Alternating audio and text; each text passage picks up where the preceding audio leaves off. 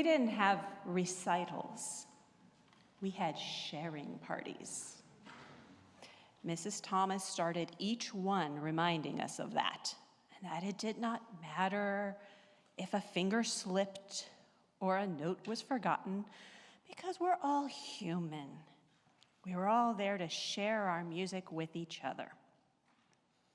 This is not to say that we were lackadaisical in our practice. Nope.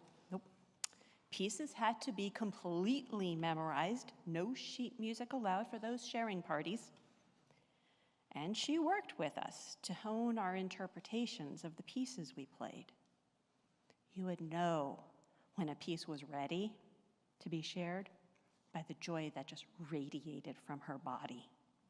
Seeing that joy always felt really good.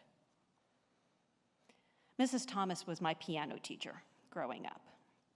She encouraged us students to play from our hearts, playing maybe not perfectly from a technical perspective, but allowing what we felt the music should be to come through.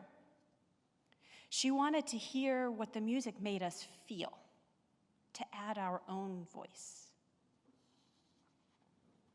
Do you know how freeing that is? To be asked to share your music and know that it's okay to not be perfect in doing so? Well, I certainly didn't see it as freeing when I was a kid, when it was my turn to play at these sharing parties. No. I mean, from my perspective, my friends, they would play their pieces just fine. I mean, even if they made a mistake, it was never a big deal. But me? My stomach would churn as I fretted playing a wrong note in front of people. I'd break out in cold sweat, certain that the audience wouldn't like what I was sharing, that my best wouldn't be good enough. Afterwards, my friends' parents would come up and they would tell me I played well, but I knew better. My fingers had slipped. They'd tell me it didn't matter. They appreciated that I played with feeling. I didn't buy it. I knew that they were just saying that to make me feel good. They didn't really mean it. I'd give a smile, say thank you, and go eat a cookie. Of course, now I see that's all we can do, to try our best with each other, to work really hard at getting it right, putting our heart into it, and allowing for the mistakes. You know, maybe my friends' parents really did find joy in what I'd played for them. Maybe they saw that I'd given it my best, and that it wasn't just good enough. It was good, both playing with feeling and the mistakes.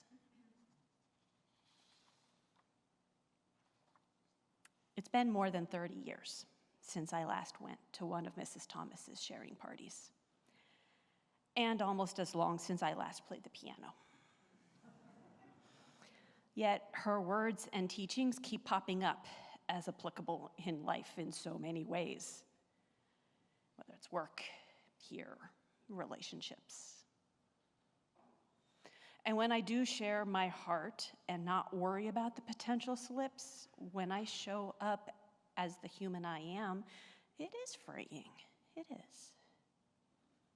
I still get all stuck up in my head, analyzing and synthesizing a lot. That's who I am.